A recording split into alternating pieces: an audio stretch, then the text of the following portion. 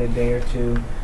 So I mean, we everywhere I go, we tell people to get the Bottom Line Plus software on your laptop or wherever you're at. I think it's web-based now. It's web-based. Do we as realtors have any liability creating HUD-1s? If it's an estimated HUD-1 and it's based on the original that have all the fees approved, as realtors we shouldn't be providing final HUD-1s. That's an escrow function. There's a difference between an estimated HUD-1 and a final HUD-1. HUD-1's okay. Yeah, absolutely.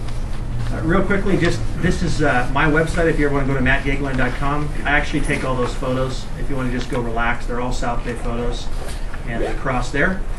That link right there, that cute girl drops down.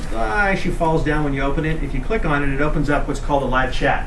And live chat is actually really that. It's a customer service person at the other end of the computer. They're speaking with you, and you could say, "Hi, this is Danielle, South Bay Brokers. I work with Matt. On this address, are there any?" We have that in our. Oh, you do? Yeah. I'll leave it alone. On our website. Okay, I'll leave that alone. That's available to you, and then I'll let you start. Go ahead. Good. Thanks, Matt. Hey, good morning, everybody.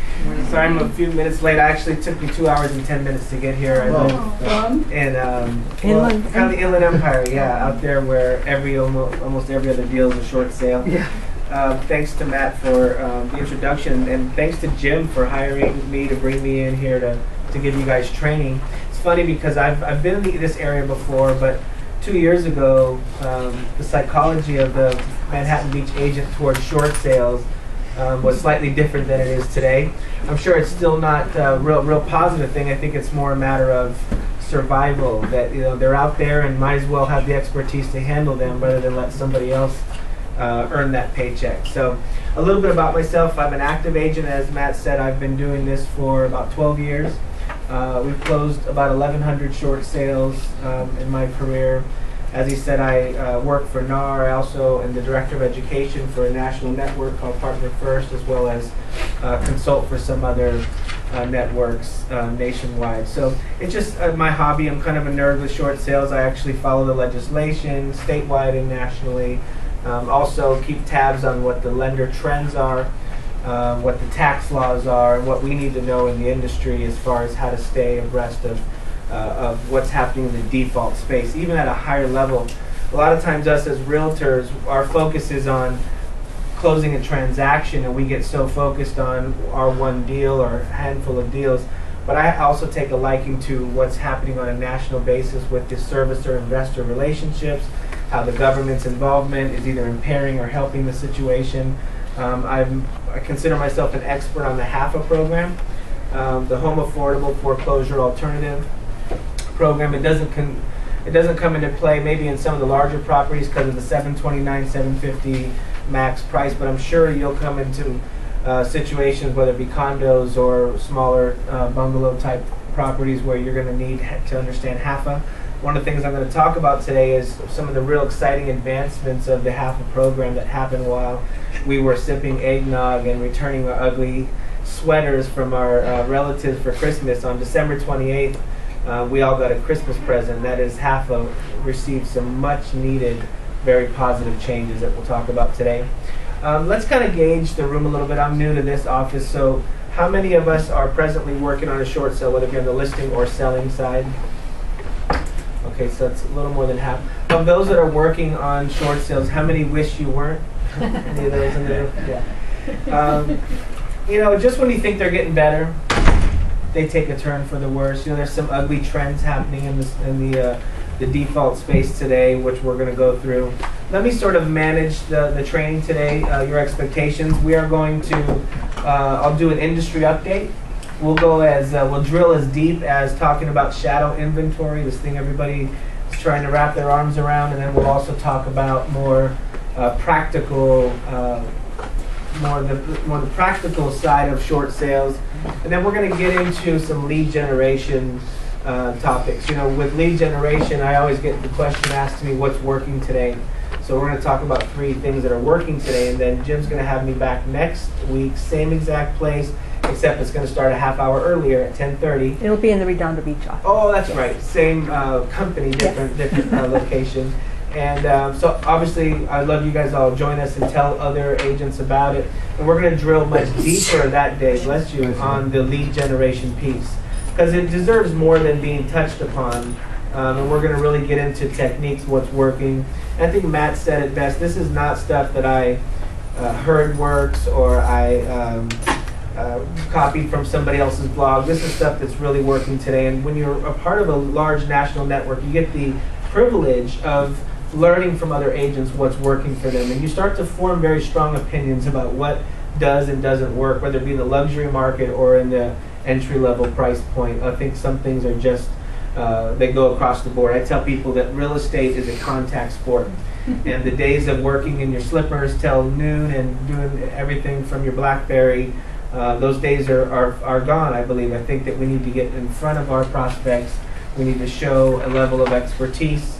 We need to put in our hours and due diligence when nobody's watching in terms of staying informed with what's going on. Because if somebody tells you I'm trying for a loan mod and you can't hold an intelligent conversation with them about that, I think that they might just think your only agenda, your goal is just to sell their property. But if you can go to them with a home retention approach, you're going to see much more freedom in conversation. You're going to see walls come down, and you're going to be able to really carry on dialogue.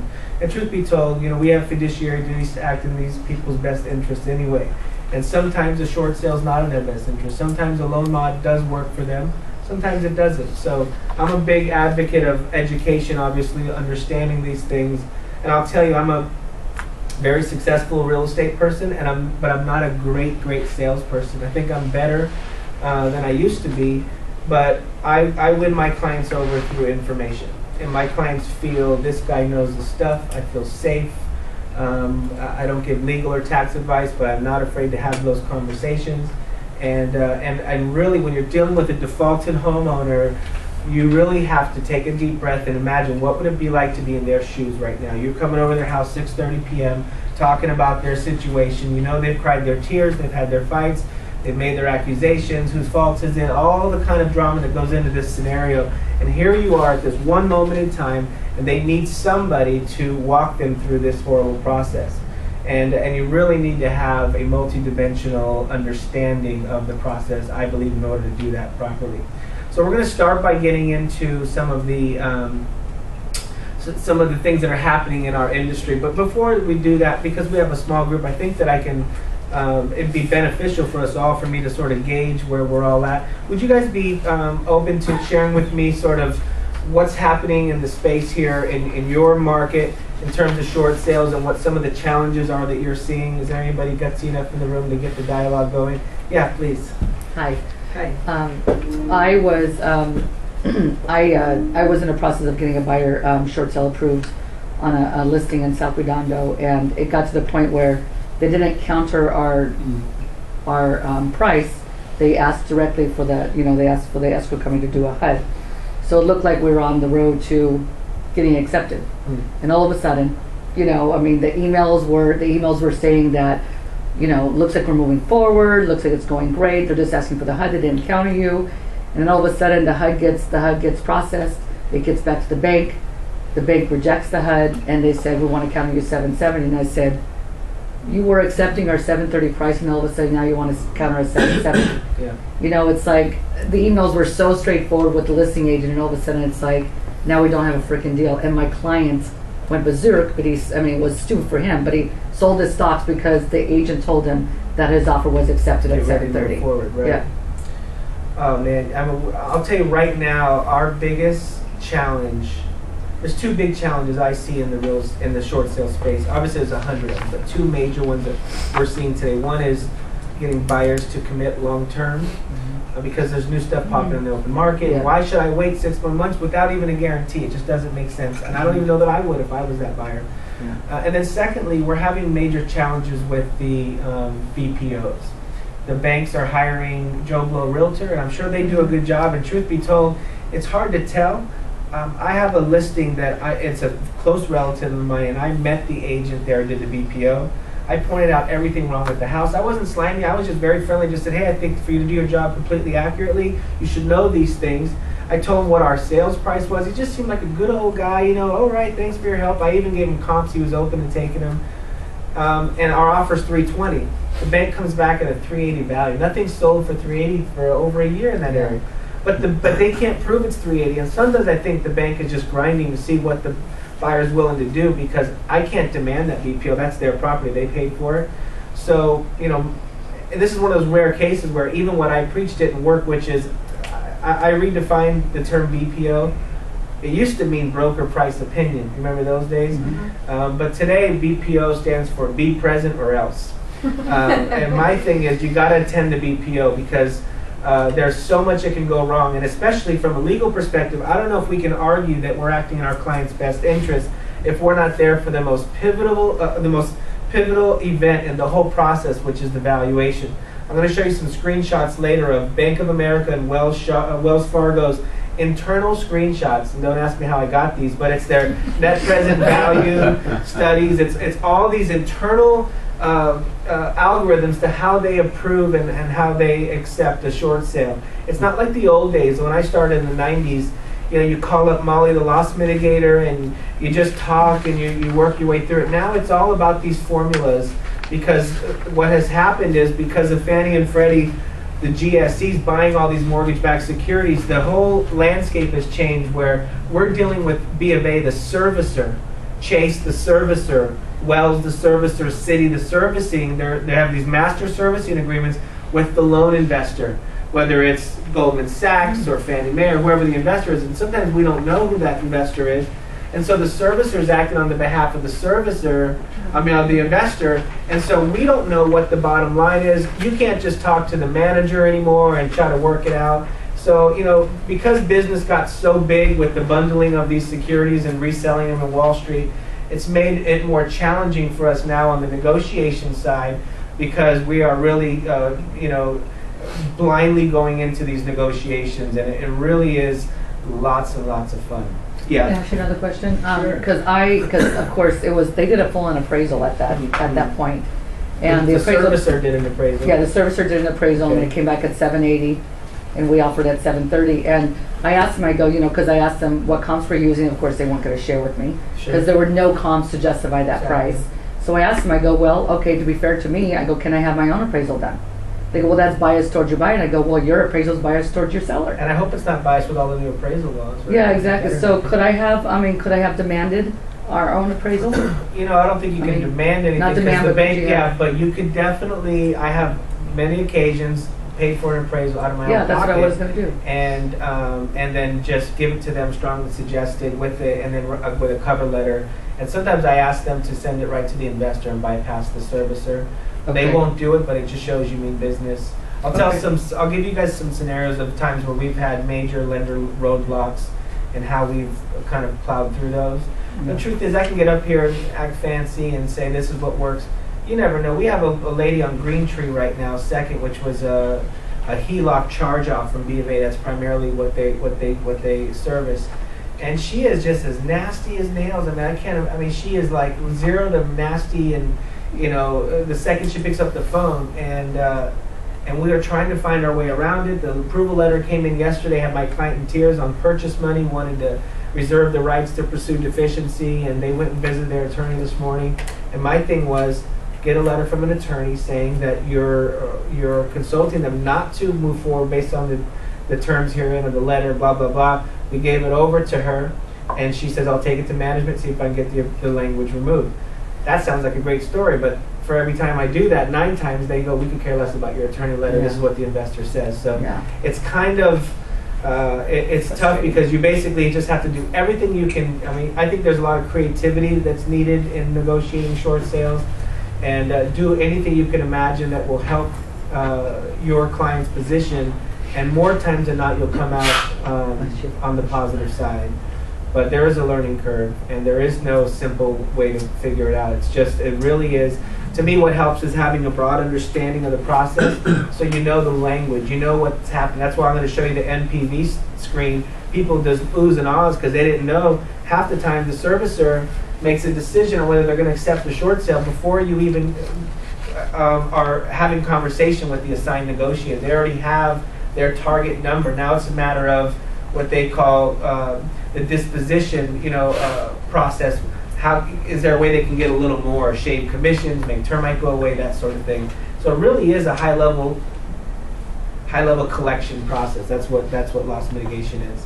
let's look at some stats. You have it in front of you. I basically just printed out the whole slideshow for you. Does everybody have a little packet of a slideshow?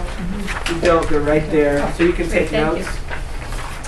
I'll run through these. Some people look at me like I could care less, but some people love numbers and data because it helps you form your opinions. But this is some brand new stuff that I put there. It's fresh as of February 1st. According to LPS, Lender Processing Services, there's almost 7 million homeowners in default today. So what do you compare that to? I mean, it's obviously the worst we've ever had, the most in history. But why that number is so important is because most stats on defaults are about how many loans are in default. But there's very few stats about how many homeowners are in default. Because just because there's 8 million loans doesn't mean there's 8 million homes. Why? Maybe not so much here, but there's lots of loans that are in default that have multiple mortgages. So this was data that was front page type stuff. If you guys are interested in this data, there's no secret to it. We get a lot of it from two major sources. One is dsnews.com, D as in David, S as in Sam, dsnews.com. And the other one is housingwire.com.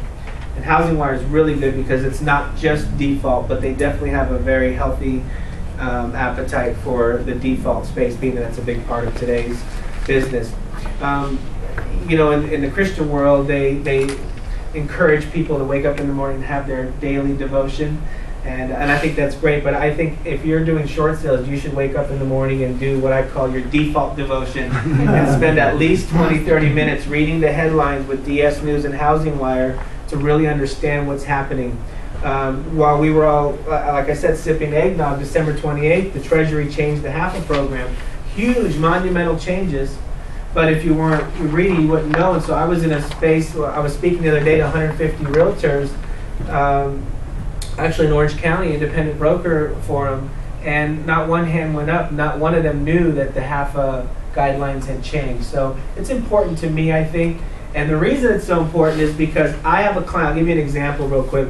I have a client. It's a divorce situation, a house in Upland, and only the husband who moved out is on the loan.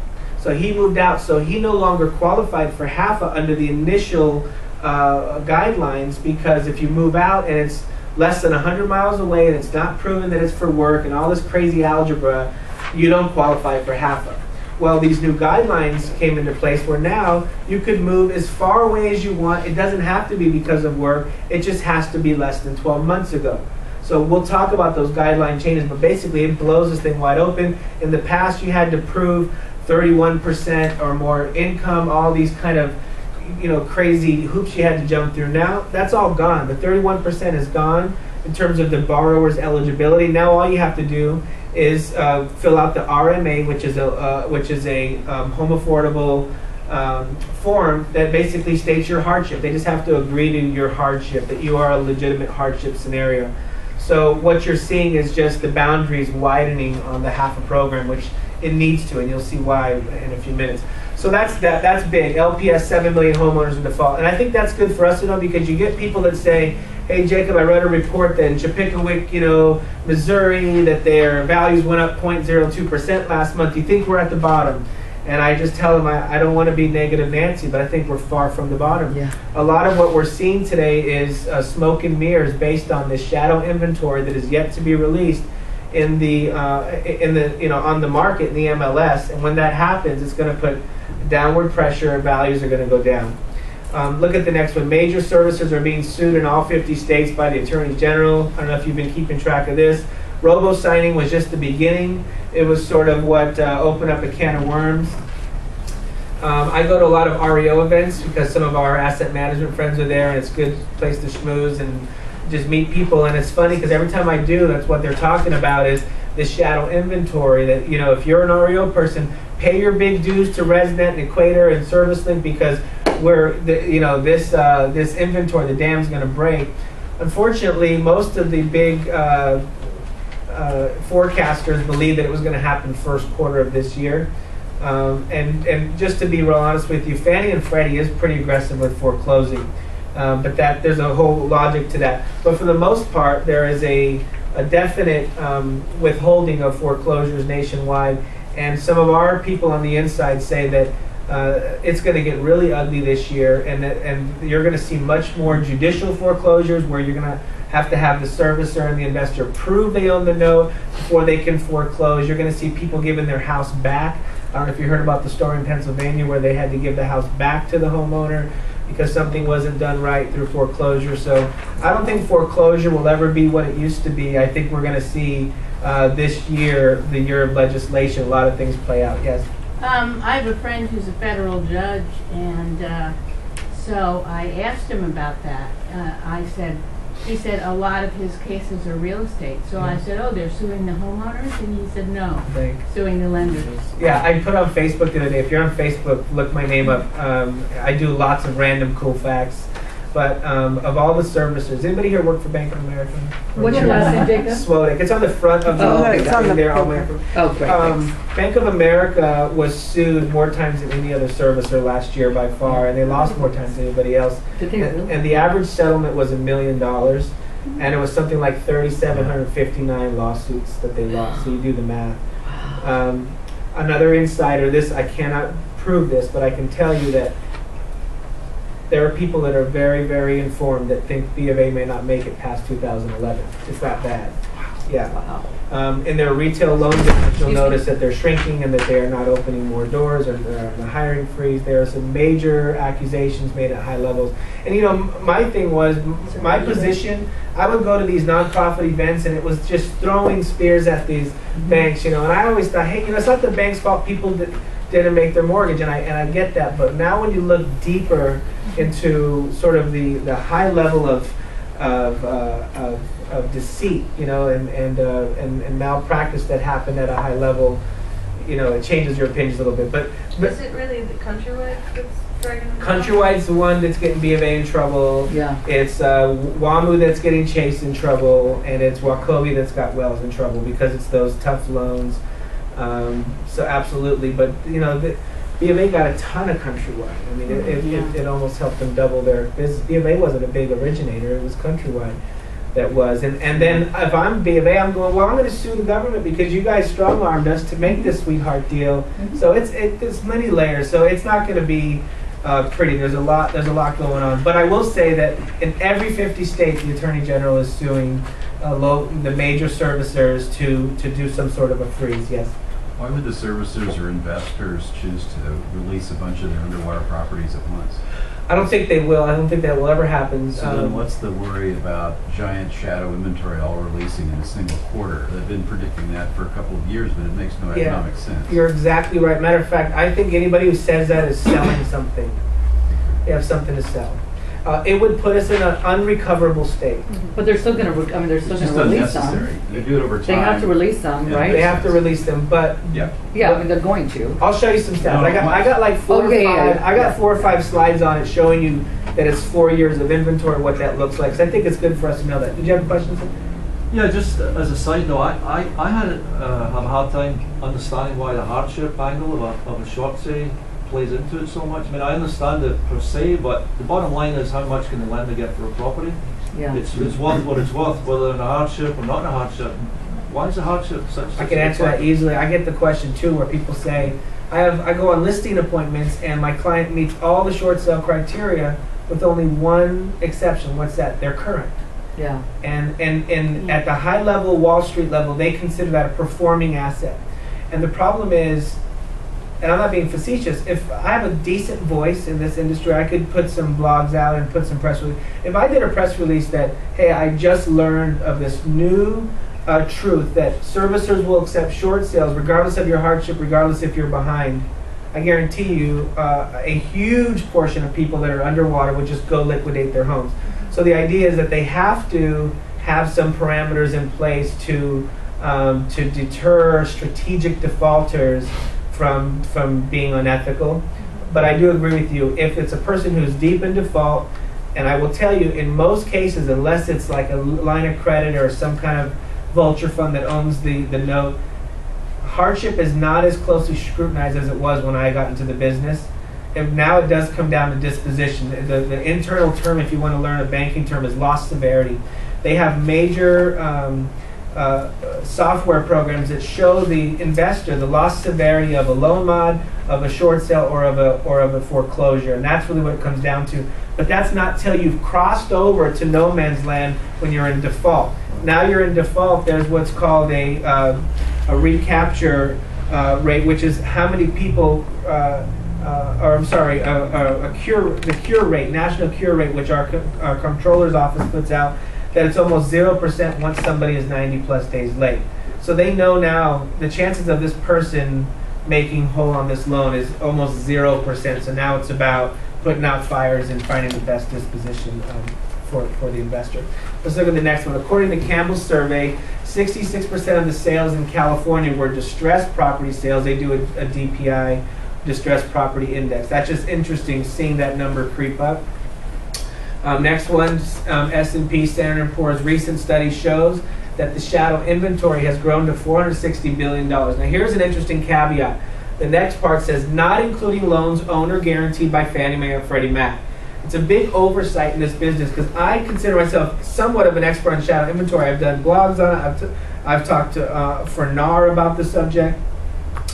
But everyone, whether it's LPS or whether it's S&P or CoreLogic, whoever's putting out data on it, you get anywhere from 410 to 460 billion dollars what they talk about. And then LPS did a good job of breaking down how many properties that really translates to. But it's like when you got your pencil in your ear and you're looking everywhere for it. Like nobody is even talking about the fact that it doesn't even include the GSE loans, government-sponsored enterprise, Fannie and Freddie. I didn't even know that because I'm not a data. A statistician. I take it for as truth when I read something, right? So here's what's scary. Even all these stats and charts that I'm going to show you on how big the shadow inventory is, it does not even include Fannie or Freddie because they report on a different system. And here's the interesting thing. I don't have the exact data, but people in the know say that Fannie or Freddie owns or guarantees or insures about 75 to 80% of the loans out there. So if that's the case, and so the other 25% or whatever it is $460 billion, one could gather that we got a much bigger problem on our hands. I usually bring tequila with me on my appointments just in case. No, it's like you're on the operating table, but I'll like sew you up and you'll be good to go home. But this is just stuff we need to know because I think it'll help us invest in education. Hey, I'm going to be here a while. I'm going to be in this situation. This is not keep my fingers crossed and click my heels and hope this goes away. We're in trouble. So that's an interesting stat. The next one is Fannie Mae and Freddie Mac, among other loan investors, are less likely to postpone foreclosure. Now, has anybody in here experienced that yet? I don't know if you guys know, but there are ways you can check if a loan is owned by Fannie or Freddie. If you want to write it down, if you want to check if a loan's owned by Fannie Mae, it's Fannie Mae, FANNIEMAE.com, FannieMae.com, and then a / loan lookup. No dashes or slash, just loan lookup, / loan lookup. When you go there, there's a button that says, does Fannie Mae own your loan? And if you want to know if it's Freddie Mac, you go to FreddieMac.com / corporate. And when you click on that page, there's a button that says, does Freddie Mac own your loan?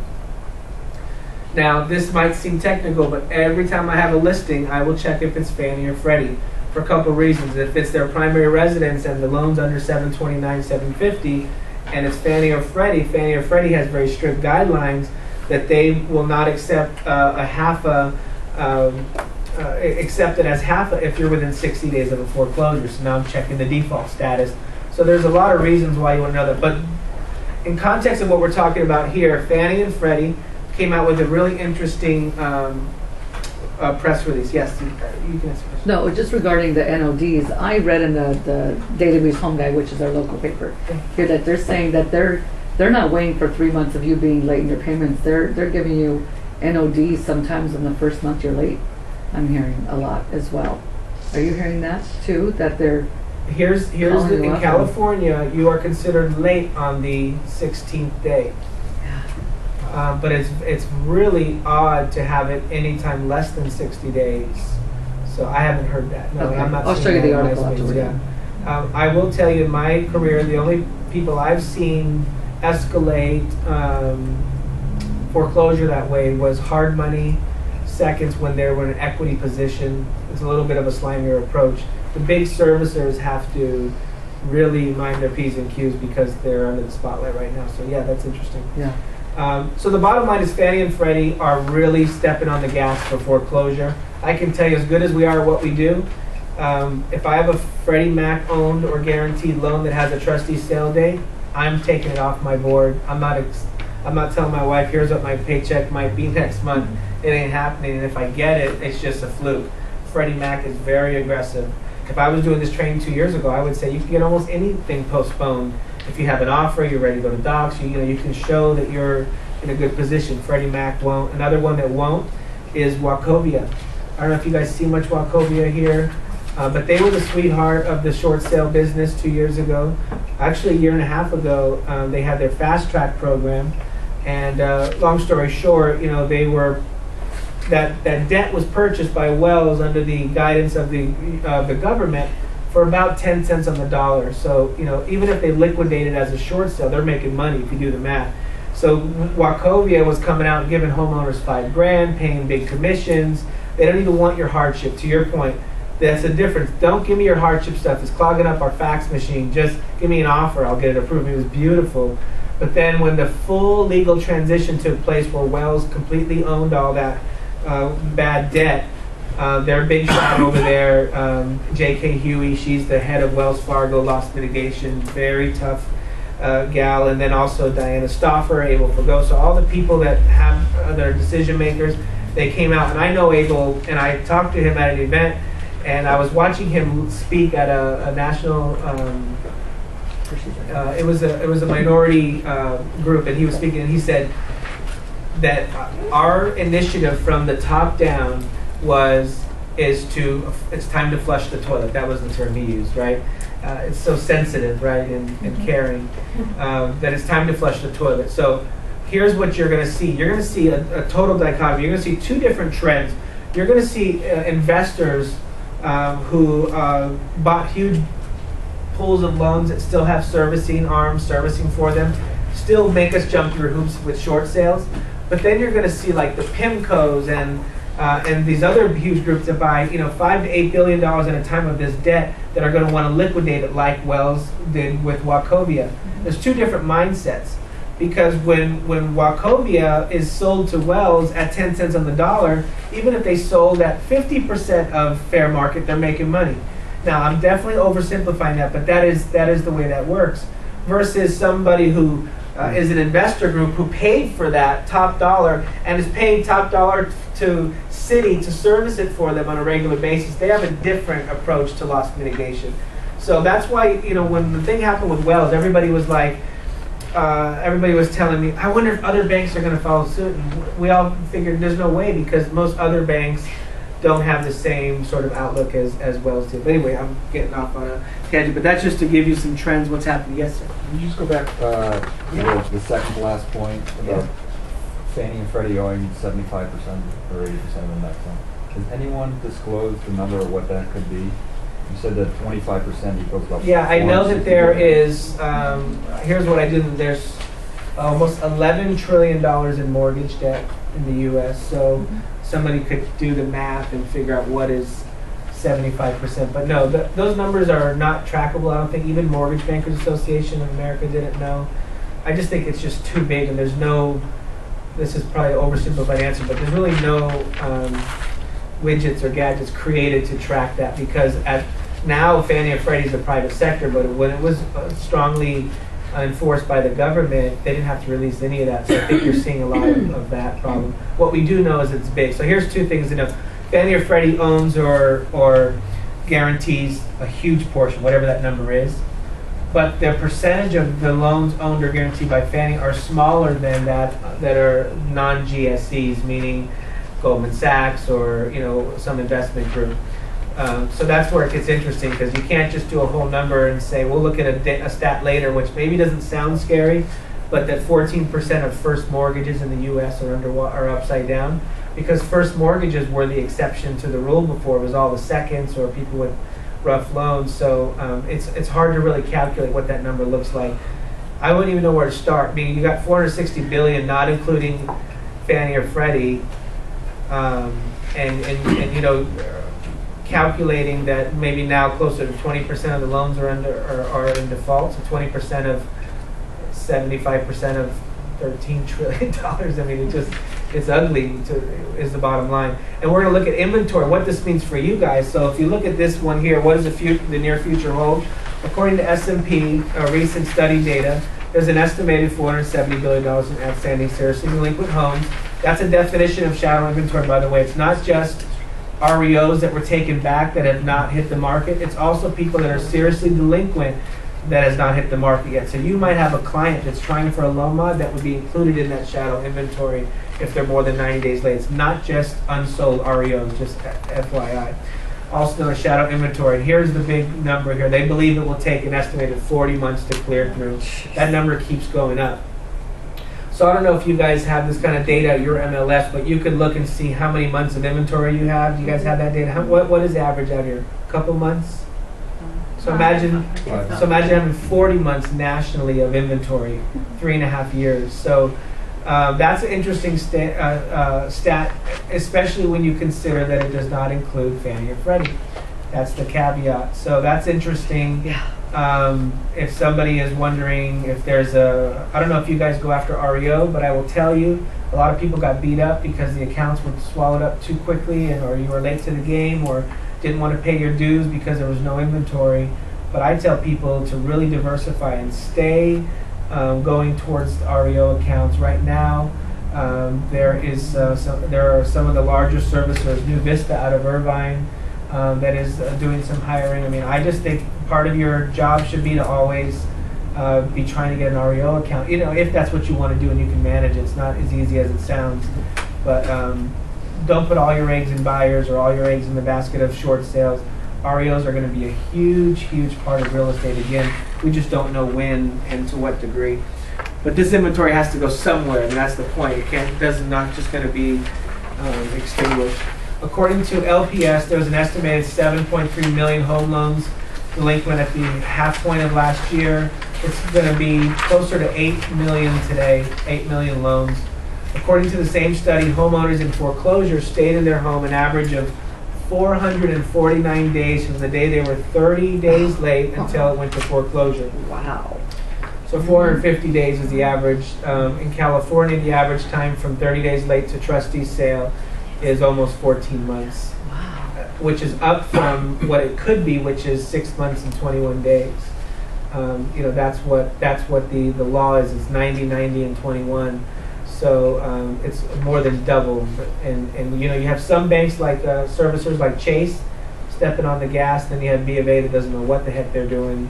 I have clients that lived in loans that properties that have B of A service loans for 2 years without even having an NOD filed. Yeah. Why did you say that's what the law is? You're implying that the first 90 days is by law required before they file an NOD, which is what we were just talking about. Yeah, maybe Is that law true? was the right word. No, but that was always the trend. The That's the 99% trend. Okay, of the time, yeah.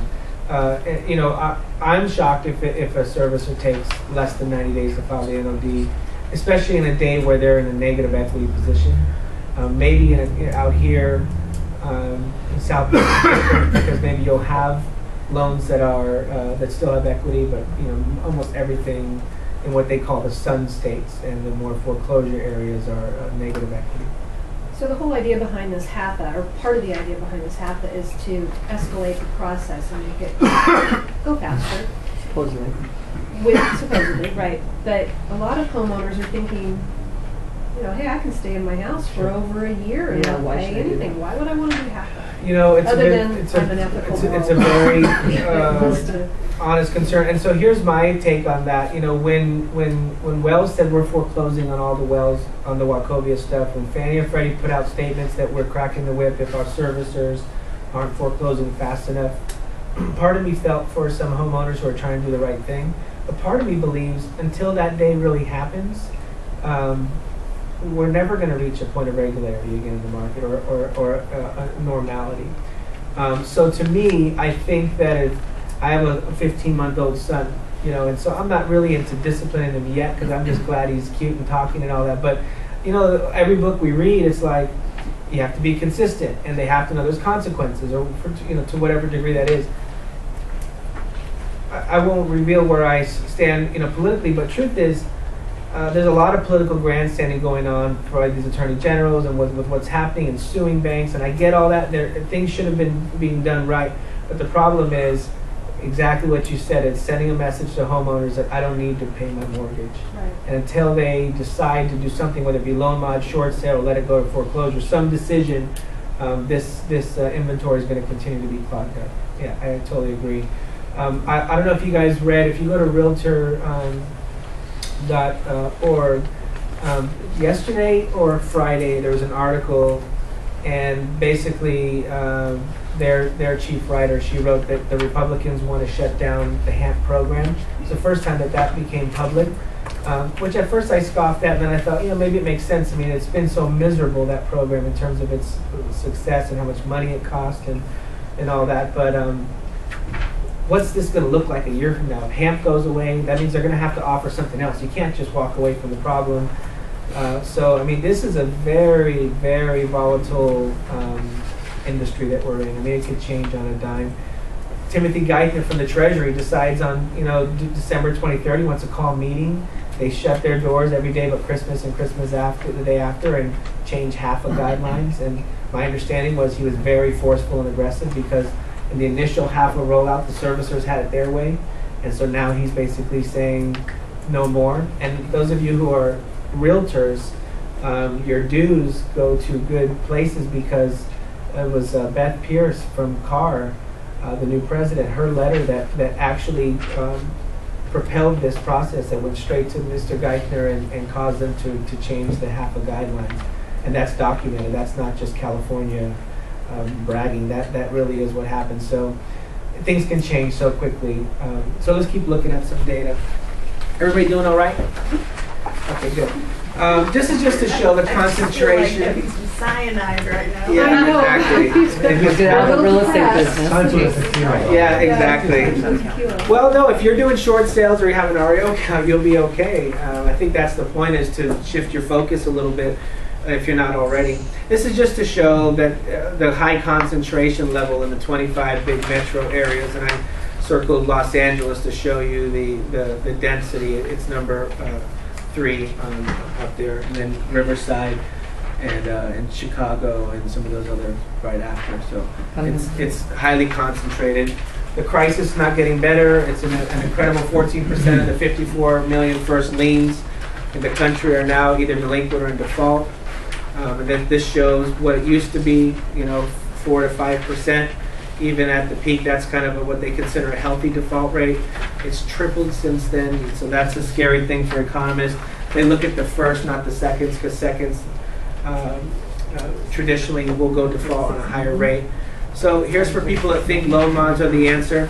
I don't know if you know who Hope Now is, but they're the nonprofit put together by the government to pretend everything's all right, I guess. And I like a lot of what they do. They came out with a report on November 10th of last year that 1.4 million loan mods, permanent loan mods, had been made in 2010 already, which is actually really positive for the loan mod, because you figure if there's 7 million people behind and 1.4 got a loan mod, that's not a bad stat. It's not perfect, it's not great, but it tells you, hey, I got a 1.5, or maybe a 20% chance, whatever, of something working out for me if I'm in trouble.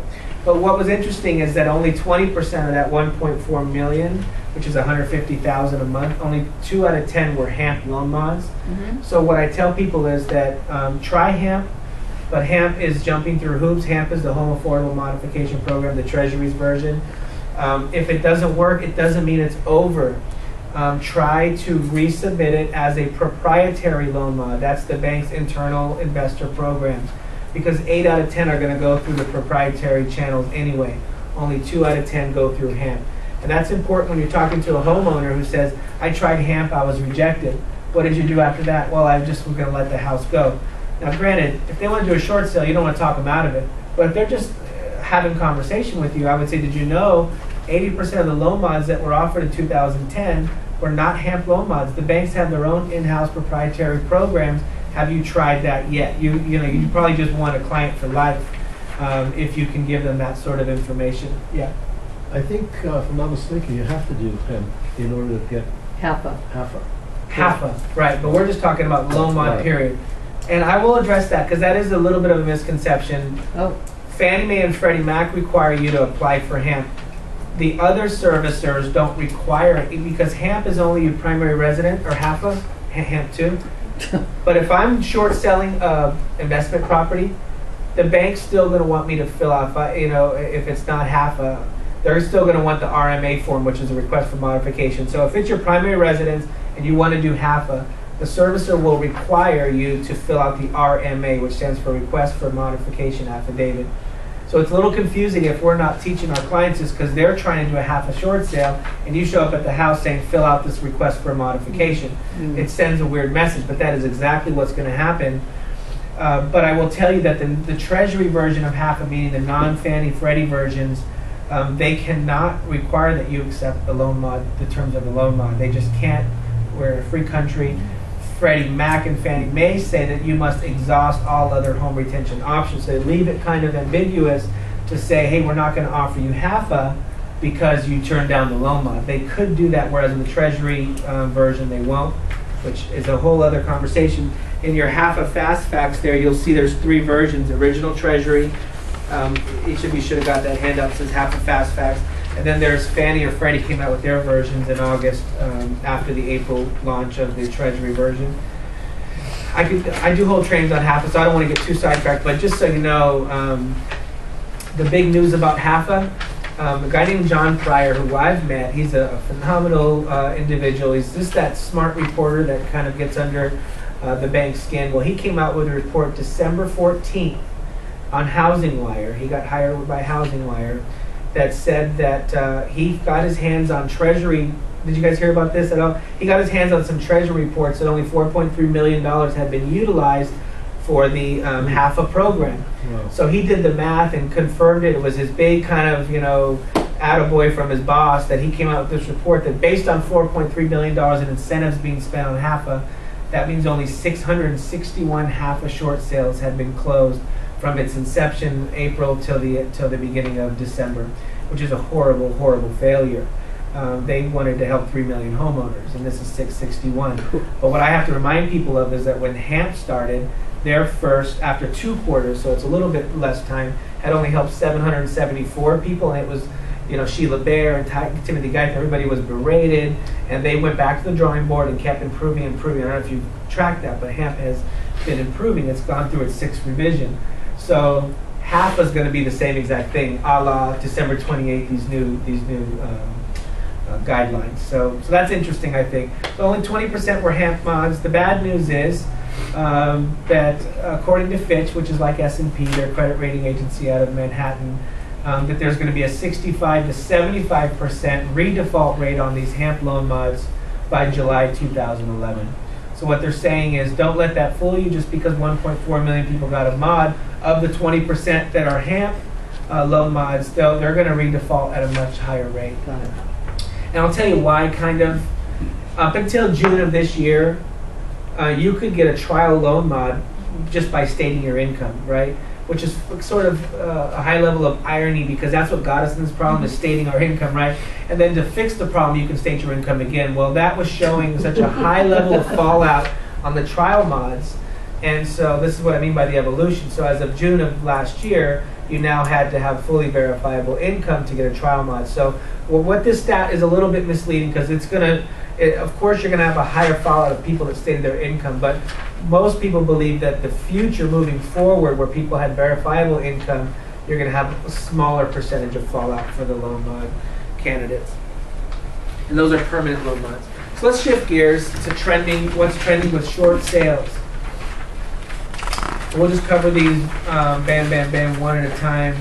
Mortgage servicers are implementing investor-specific short sale campaigns. So I don't know if you've heard of these, but there's the B of A's co-op program. Chase has one called List Assist, and Wachovia has the Fast Track program. Besides Wachovia, anybody in here familiar with the B of A's program or Chase's by show of hands? Yeah. One of my colleagues, Alex Sharfin, he owns and runs CDP, Certified Distressed Property Expert out of Austin, Texas. He just did a big webinar. He's actually a competitor, but he's a nice guy. 2 weeks ago with a high-level executive from B of A. And what she basically said was that our co-op program that we came out with last year was a huge failure. It was 2,000 homes in Arizona, Nevada, and California, and their success rate was less than 20%. They were shooting for 40% success rate. And what it was a HAFA-esque program. They use a lot of the same guidelines as HAFA, incentives as HAFA. So what has happened is, let's see how we can describe this. So HAFA's not going to change anything, really, I don't think. It's important to know. I think there's risk management issues associated with HAFA. I'll give you an example. If you are helping a seller with HAFA, and they called you up because they got the SSA in the mail, the short sale agreement, and it says you got 120 days to get us a $460,000 net. Hire a local broker, get it done, whatever. So they call you up, and I don't know if any of us had this call yet. I think we'll see them more later, but this is going to be a fun call, right? Hey, I see your postcards or your face on the shopping cart or whatever it is. You've knocked doors in my area. You know anything about this HAFA program? Because I got a letter from the bank saying that I'm eligible and I need to sell my house and it's already pre-approved. That's what that letter says. So you go, sure, I know all about it. You know, you're like, you got to jump on the internet and research. So you set the appointment to give yourself enough time to figure it out. You get there, you get the listing, put the sign out front. The letter gives you the terms of what to put in the MLS. It even gives you the language for the MLS, all that good stuff. You get an offer. According to HAFA, and this hasn't changed yet, you, the broker, the realtor, only have 3 days from its full execution to get that whole package back with the RAS, which is the requesting approval of a short sale, back to the bank. Otherwise, this person's ineligible for HAFA. So there's some huge hypocrisy going on with the HAFA program, and this is why I had to change. I'll give you an example. Banks, if you remember HAFA, how was it advertised? You said it perfectly right. It's supposed to streamline, speed this thing up, uniformity. That's how everybody talked about it. But truth is, all the pressure is on the homeowner and the agent. The bank, how much time do they have to decide if they want to offer a homeowner an SSA? Undisclosed amount, as much as they want. Yeah, lifetime. I love that. How much time do they have to figure out if they want to accept an alt RAS, which means you pick up later in the process? How much time as they want? But me, the realtor, I could get sued if I don't get it in within 3 days, and then the homeowner doesn't get their incentive. The second sues them, and some sharp attorney says, "Hey, you should have known. It's your job to know that you're a realtor." So, matter of fact, while I'm on the subject, if you guys are interested, tomorrow at 11 o'clock our time, I'm doing a national webinar. We're going to have 5,000 people on the call, and you can sign up for free. We're not selling anything. It's called HAFAchanges.com. HAFAchanges.com, and I'll be the presenter, and I'm going to go through the 7 major changes to HAFA and what that means to us in this business. HAFAchanges.com. That's through the organization that I'm the Director of Education, Partner First. We normally do those only for our paid members, but this is going to be a public type announcement. So you log on to that? 11 o'clock tomorrow. You log on to that website and you go there, and there's a link to register on the webinar site. So anyway, where I was going with all this was that if you look at the last stat, only 20% of the loan mods are HAMP. The other 80% are proprietary. Well, let's turn that on its ear in the short sale space. Even when HAFA picks up steam and it's kicking butt and it's received more changes and Beth Pierce is sending more letters and all this good stuff's happening, we can pretty much assume that they're going to have less attractive numbers than that, because HAMP is way more sexy than a HAFA short sale. Because HAMP is like, I want to call the bank, see if I can get a principal reduction, you know. So you have more homeowners reaching out for HAMP than you do for HAFA, for sure. But if you use that as your measuring stick, let's just say a year from now, of all the HAFA or of all the short sales that go through, maybe 20% will be HAFA, maybe. The other 80 or 90% will be proprietary. So don't lose touch with what's happening with the bank. And that's why these co-op program and list assist programs come out by the big servicers, because they know HAFA is not a big net. You're going to miss some fish with HAFA. So we want to go. I'll give you an interesting stat. Anybody want to guess how many clients Bank of America services for? How many investor clients they service for? Just take a guess. 560 roughly. 560. So Bank of America, when HAFA came out, had to have 560 meetings with 560 investor groups to basically pencil out and customize the HAFA guidelines. Now, you're going to have some of those that own big groups of seconds, some own mixed portfolio, whatever the case is. Some has been tranched out and it's all kind of the distressed stuff, non-performing, whatever the case is. You're going to have people that B of A services for that say, we're not touching HAFA, we don't like it. We have too many seconds in our portfolio. We don't want to give up our retention, our rights to come after the borrower with deficiency. So what does Matt Vernon and these guys do? They go and they strike up one-on-one meetings with these investor executive management individuals and come out with HAFA-esque programs. And what B of A would say, so let's say that I'm Matt Vernon from B of A and you guys are the investor group, and I'm here to pitch this idea to you, and it's the air's thick in here and you're not seeing a return and everything's bad news from me. And I go, guys, I have an idea. We're going to emulate the HAFA program. You guys already have made it clear you don't love it, and that's fine. But we need to do something because it's not going to change anytime soon. And so what they do is say, we have come up with software called net present value, minimum acceptable net proceeds, all these different formulas. If we do all our due diligence and we pay for all that, and we get it to a point where we can tell you without a shadow of a doubt based on our data, this is a good short sale, this is better for you to short sale, we've already scrubbed their hardship, we've done all this stuff, and we got it to the place where we go accept the short sale, will you give me, B of A, delegated authority to approve or reject the short sale? If you're a praying person, that's what you pray for. You don't pray for HAFA to get better, because truth is, until the seconds get addressed properly, HAFA's not going anywhere. But what we do want is for servicers who work on the behalf of the loan investors to have delegated authority so that they can tell the investors, I don't want to bug you. How many of you ever lost a deal because it's sitting waiting for investor approval for months on end? What are you in Dubai? Freaking signed the thing, right? It's a perfect deal. So the idea is, what if that servicer had delegated authority? Because they've done all their due diligence and we got it to the place where this, you're going to approve it. You approve these 99.9% of the time. Give us the time. Let us move through quicker. We're losing too many buyers. What these programs are is pre-tranched, pre-scrubbed situations where these servicers have already got the permission of the investor to approve short sales, and then the B of A groups, the chases, they're going to send out these supposedly pre-approved short sales. I'll tell you, if they're smart, they would start with, and they're thinking of doing this, just single loans only, single liens, because obviously you don't have the challenge of the juniors. But the problem with that is it just really cuts out the big part of the market. I think the point of this bullet point, because I could talk much longer on it, is to know that there's going to be some non-HAFA yet HAFA-esque investor-specific short sale programs that you're going to be hearing about. So that's something to watch for. If you follow me on Facebook, or if you end up somehow wanting to join our network, I mean, we actually have been asked by some of the big servicers to recommend some of our agents to these programs, and nothing really has picked up steam yet, but obviously we're making progress, and as HAFA fails, it makes these much more attractive for the investors. Next one, more loan investor mortgage servicers requiring cash contribution and prom notes from the borrowers. Have you guys been seeing that at all? You know, it used to be that they would only ask for a promissory note or a cash contribution if it was a HELOC, a line of credit, or a recent cash out refi, or a real small hardship, or maybe not a monumental hardship. But now it's almost like on every deal where Chase is the second, they want money. On every Green Tree deal, Green Tree wants money. Green Tree, are you guys familiar with Green Tree at all? They're out of South Carolina. Mm-hmm. They won't even look at a file unless you can show them a HUD-1 on a second where there is a 5% contribution to them of the sales price.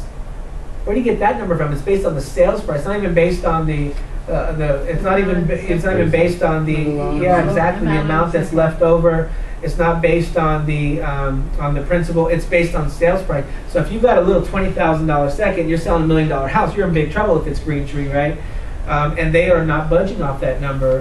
And so you're seeing, you know, what I attribute to kind of a turning on of the jets in the loss mitigation world. And here's what's happening. We have some people at high levels with loss mitigation that tell us, they say, realtors find a way to get it. And it's so hard because you don't want to be the one that lays down in front of the bus, right, or the tractor for your client, and you sacrifice their foreclosure so you can make a difference in the industry. But the truth is, as long as we keep giving up commissions and getting the buyer to pay more or getting the seller to borrow from a relative, as long as we keep doing it, which I do every day, these investors and loss mitigators are going to continue to believe that that money's somewhere if we turn over enough stones. So I don't love this stat, but it's just why it's important for us in the room is when you go visit with a homeowner and you're on a listing presentation, you are not doing yourself any favors if you are not communicating to them the potential for a promissory note or for a cash contribution. Now, you're going to normally get this reaction. Well, then I'll just let the thing go. I'm not paying anything. You know what? They need to take what they can get, and I get that all the time. So you absorb that. You know, I get it. I feel the same way. I wish there was an easier way. Let's go down that path. And then I tell them, your second is a refi. So there's a new law, which I'll talk to you about later, but SB 931, the next point, where if you short sell it first, they can't come after you anymore, period. Doesn't matter what kind of loan it is. That just started January 1st. But that second, here's what this will look like. You will have a foreclosure on your record, and you will also be in harm's way where that second has the right to pursue you for the full amount. So what's worse? To have a foreclosure and almost guarantee that to some degree, whether it's collection or a judgment or somehow they're going to want to come after you for that full amount of that second, or to do a short sale, avoid foreclosure on your record, and let me do as good a job as I can to get this most favorable results on that second. Maybe it's a promissory note, but we can get it down real small and spread it out over 10 years, 0 interest. It's better than foreclosure and pursuit of a deficiency judgment. And sometimes you have to have that tough love conversation where, and I get it, if I was a homeowner, I'd say the same thing, because they figure maybe you're selling me, maybe there's more I don't know. No, this is the law. This is the way it works. So let's go for the best. And sometimes a short sale is a lesser of the evils. It's not always ideal. Fannie Mae, they have on their consumer-centric website, they call a short sale a graceful exit, which I like because it kind of paints a pretty picture, put a little bit of new paint on the old barn, you know. Lipstick on a pig is good too, yeah, exactly. You know, I said lipstick on a pig on a webinar and somebody complained and said it was sexist. Yeah, I don't know if it was. Did you have a question? I didn't say it was a female pig. It's cross-gender. Yeah. I'm trying to remember and figure this out, but, you know, in California being a non-judicial foreclosure state, that if a borrower's, if it goes to foreclosure and the first, anyway, the second gets wiped off, right? Right. At So- foreclosure. Yeah, at foreclosure. So can there still be a deficiency judgment, or that's only in HELOC? So California is primarily It gets wiped off. But California is primarily non-judicial, but you can do judicial foreclosures in California, which is very, very rare. right. Which maybe it won't be a year from now. That's kind of the word on the street. But here's the way it works, real simple. We are what's called a one-act statute state. So 99.9% of the time it's going to be the first that forecloses. So the first will hold a foreclosure auction and there's some kind of result, meaning it reverted back to the beneficiary, third party bought it, whatever. If that happens, that first can never collect from that homeowner again. They're done. It's the one act. They have one act.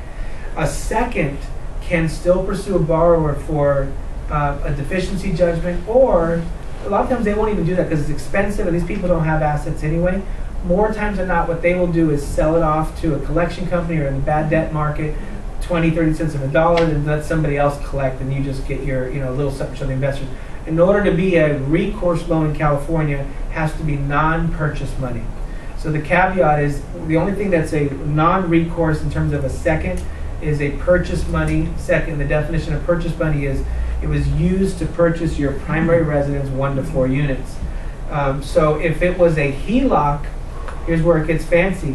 It's a HELOC that was used as a piggyback 80-10-10 type deal, where that HELOC was structured as a purchase money, it's non-recourse. Oh. But if it was a HELOC used to put in a pool or buy timeshare or a Hummer, now that becomes recourse. So it's real simple. If a second was used to buy the house, they don't have deficiency rights, collection rights. If it was used for anything else, Including remodeling, any of that. it doesn't matter. And so, but Matt brings up a good question. There's another thing called acquisition indebtedness, which is a tax issue. So we have to separate the two. There is financial liability issue, which is deficiency judgments, collection. Then you have a whole other issue, which is tax liability. So tax liability is not so much about whether it's purchase money, it's about what the money was used for. Was it used to buy, build, or substantially improve your primary residence? That's HR 3648. That goes through the end of 2012, and that is a big help there for primary residents. So yeah, you still can have seconds that pursue borrowers. Matter of fact, Chase, within 30 days on the second, if they don't give you full satisfaction language, they're calling up your homeowner trying to demand payment. And that's why it's important for us, and I shouldn't say Chase, but some of Chase's investor clients. And so there's no worse call than when your broker gets a call from an attorney saying, hey, one of your clients you closed escrow on 6 months ago wants to bring suit against you because they were never informed of the fact that the second could still come after them. You made your Mercedes payment and everything else seemed happy, but they got the raw end of the deal. I will tell you, I don't know if you guys, if your local board here puts on these types of trainings, but Gov Hutchinson, you guys know who he is? He's the lead counsel. I love that guy.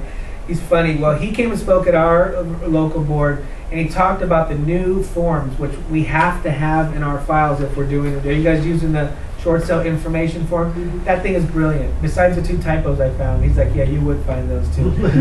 But the idea is they are so rock solid now. I don't even think you need, I mean, I know brokers that still have their own proprietary kind of hold harmless indemnification, but this new short sale information form is powerful. It goes into taxes, liability. It talks about SB 931, but it doesn't call it SB 931. I mean, I think that if you're new to the business or you're a little nervous about liability, read that form with your client. Just go through it, but get ready, because it's going to bring up objections. You know, this is not the kind of deal where you just slam it through and get a listing and pop your sign out front. I mean, these people are going to need to be really educated on the process. The next one here is SB 931. This is just a heads up. It was passed last year, and it is law now. States that if you do a short sale on a first, doesn't matter if it's purchase, it doesn't matter if it's refi, HELOC, doesn't matter if it's a first, and they agree to a short sale, they lose their rights to pursue. So really it's easy to say, if you want to simplify it, whether a first forecloses or short sales, because we're in a 1 Act statute state, that's it, they're done. You never have to worry about a first again. Seconds, if you watched on the docket, SB 78, I believe it was up for to be signed by Schwarzenegger. He vetoed it, and that was where they were asking for seconds that were rate and term refis. In other words, no cash was taken out, it wasn't a HELOC, rate and term refi, junior subordinate liens to become non-recourse, and that was ixnay. That didn't make it through. Most people believe that they're going to try again. They're going to, the way it works in the legislative circles is there was something about it that they didn't like, so lawmakers, so you go back and you reorganize it. And I think there's going to be a point, this is just my opinion, in the next year or two where seconds are going to lose their rights. I mean, you just can't kick people while they're down. Let the bank make the decision, yes or no. Yes, I'll foreclose or not. If I do a short sale and I give you a kiss on the cheek and I tell you we're good now, then don't come sue me later. You know, I think that that's the way it's going to go, especially with all these lawsuits happening at the state level. Yeah. Quick question. So we talked about the SB 931 in that we are a 1 Act statute state. We have our short sale approval letters coming in from lenders all over the country. Yeah. Right. And they have various language on them regarding recourse or deficiency, etc. I have a lot of agents who are concerned about the language and trying to get the lender to change their form letters. What is your position on that? Yeah. I will tell you my position. What I'm supposed to say is I don't have a position. It's a legal matter, but we have a host of attorneys that counsel us who say on a first specifically, it doesn't matter if it's the B of A template boilerplate letter that says we reserve the right to pursue deficiency. It doesn't matter. If it's on a first, they will never win in California. Because we see a lot of energy being expended trying to get these. And I do the same thing, but on seconds it's more important. So I'll give you a real-time example. The one I talked about today, the attorney wrote the letter for the guy this morning, Green Tree purchase money. And it's a purchase money loan. This lady is just mean as mean can be, and she gave us a 3-page approval that is just nasty. And it even says on there that I understand that I'll be contacted within 30 days to make future payment arrangements, blah blah blah. And so her attorney in that case says, better not sign that because what you're doing is reaffirming bad debt. You are shifting it Oh, from yeah. non-recourse to recourse now. Got it. You are giving them permission to sue you. Now, one of my attorneys says, Jacob, I would love Green Tree to try to collect from that person. I would take that case pro bono because I think every attorney there really is no case study. This is case law in California yet where a investor has successfully come after a borrower on a non-recourse loan. So really, to answer your question, what has to happen is you have to really understand non-recourse and recourse, the anti-deficiency statutes, and then make a decision based on that. So it can help you though. So let's say I meet a client. I have clients that are super savvy. I got I think a $2.5 million Newport Coast, and this gal, she just lost her husband. They used to provide the spoons to Walmart. They had a real big business, and they had her business people, her legal counsel. They were all there, and they basically said, we have a $350,000 HELOC B of A. If they come back with anything less than full satisfaction, we're not moving forward with the deal. Wow. And I was like, you're a millionaire, just file a bankruptcy. But they don't want to. They want to stick their guns. And so in a case like that, it's a line of credit. So if B of A gave me their template letter that says we reserve the right, they absolutely do because Right. it's But on first, recourse. so on first, if it says they reserve the right I wouldn't even and do they that. want you to sign it and send it back. My advice would be yes, confirm that with your counsel. But you cannot. Matter of fact, B of A got smart a while ago, and B of A started putting in their boilerplate letter, if applicable by California state law, which it is not anymore. Yeah. Hope everyone listened. Yeah. On first, on seconds, you pump the brakes, and you got to figure out the nature of the loan. Next one. How are we on time? Oh, we're good. Next one. HAFA gets a much-needed makeover for Christmas on December 28, 2010. I'll give you the highlights real quick. Number one is the eligibility requirements. You don't need to meet the 31%, where in the old days you had to prove your payment was at least 31% or more of your adjusted gross income. That's gone. Now you just have to fill out an RMA, and the servicer has to accept your hardship. They don't have to verify. They don't have to ask for pay stubs or anything. This is just in the early pre-qualification stages. Another one is the vacancy issue, which we talked a little bit about. Before, you had to be at least 100 miles or more away, had to be within 90 days, and you had to prove it was because of work. That's all gone. You can move as far as you want for any reason you want, but it has to be within the last 12 months. So those two alone open this thing wide up. Another one is I'm a big fan of. This is second, so let's talk about subordinate liens. Original HAFA, seconds, the way subordinate liens were handled or mishandled, as it were, is this algorithm, this algebra we have to get back into again, where if there is a second of, let's call it $50,000, there's $6,000 TARP money in the kitty for junior liens, but they don't get it all. It's based on a percentage of the amount of the note. So if you had a $50,000 second under the old HAFA, they could only get 6% of that, which is $3,000. The other $3,000 goes back into the TARP account for the next person. The problem with that is when you had a $30,000, $20,000, $40,000 second, they got less than the industry standard because proprietary short sales, you're getting 3 to 5 for these seconds. So why would a second take less than they would as a proprietary short sale and have to waive their deficiency rights? So it's very complicated.